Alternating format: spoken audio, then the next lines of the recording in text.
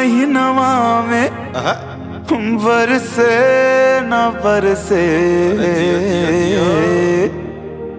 अरे और महीनवा में बरसे न बरसे, आई हो दादा फगुनवा में रंग रस रस बरसे।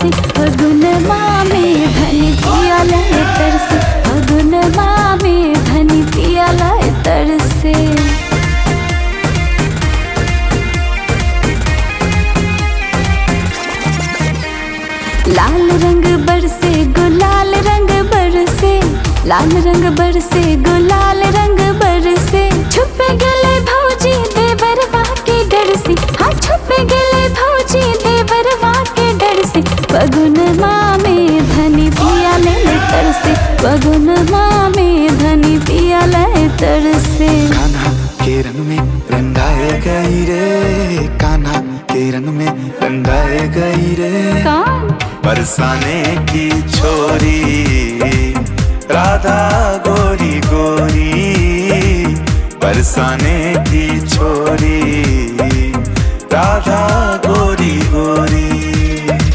कान्हा के रंग में जब से रंगी है, राधा की देखो रूप सजी है, राधा की देखो रूप खिली है,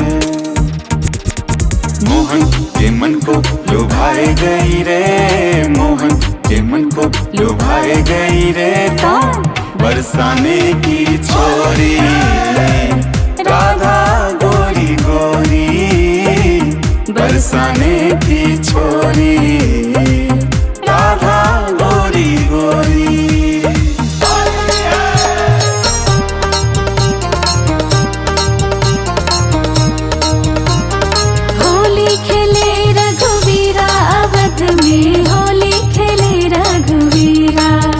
अरे होली खेले रघुवीरा, अवध में होली खेले रघुवीरा।